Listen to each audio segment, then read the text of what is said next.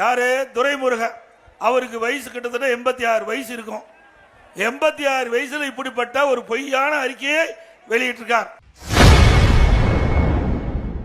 நேற்று சுற்றுப்பயணத்தில் பேசிய முன்னாள் முதல்வர் எடப்பாடி பழனிசாமி அவர்கள் அமைச்சர் துரைமுருகனை கடுமையாக விமர்சனம் செய்துள்ளார். இதுவரை வாய் திறக்காது ஏன்? போலி வாக்காளரை சேர்த்து பாஜக துணை போகும் அதிமுகவுக்கு எதிராக தமிழ்நாடு ஓரணியில் திரண்டு நின்று வெல்வோம் அப்படின்னு யாரு? துரைமுருகன். அவருக்கு வயசு கிட்டத்தட்ட 86 வயசு இருக்கும். 86 வயசுல இப்படிப்பட்ட ஒரு பொய்யான அறிக்கையை வெளியிட்டிருக்கார். உண்மையிலேயே ஆட்சியில் இருப்பது யார்? ஆட்சியில் இருக்கிறார்? திமுக தானே ஆட்சியில் இருக்குது. எங்க சத்தமா சொல்லுங்க. ஸ்டாலின் தானே முதலமைச்சர், துரைமுருகன் தானே அமைச்சர். இப்ப யார்கிட்ட அதிகாரம் இருக்குது?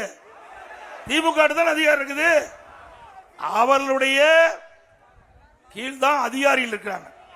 மாவட்ட ஆட்சித்தலைவர், வருவாய்த்துறை அதிகாரிகள், ஆட்சி அதிகாரத்தில் இருக்கின்ற அந்த முதலமைச்சர் ஸ்டாலின் அவருடைய உத்தரவின் பேரில் இந்த இருக்கிற அறிக்கை விட்ட அமைச்சருடைய கட்டுப்பாட்டில் தான் இந்த அதிகாரிகள் செயல்பட்டு கொண்டிருக்கிறாங்க. ஆக வாக்காளர் சேர்த்தல் நீக்கல் பணி மாவட்ட ஆட்சித்தலைவருடைய அந்த அதிகாரத்துக்கு உட்பட்டது. அப்படி நாமளாம் ஆட்சி அதிகாரத்தில் இருக்கிறோம். நாம் எப்படி போலி வாக்காளர் சேர்த்த முடியும்?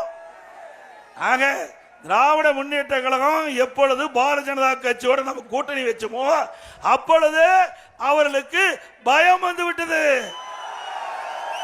தேர்தலில் அடுத்த ஆண்டு நடைபெறுகின்ற சட்டமன்ற பொது தேர்தலில் அனைத்து இந்திய அண்ணா திராவிட முன்னேற்ற கழகம் பாரதிய ஜனதா கூட்டணி அமைத்துடன் அவர்கள் வெற்றி பெற முடியாது என்று எண்ணம் வந்து விட்டது.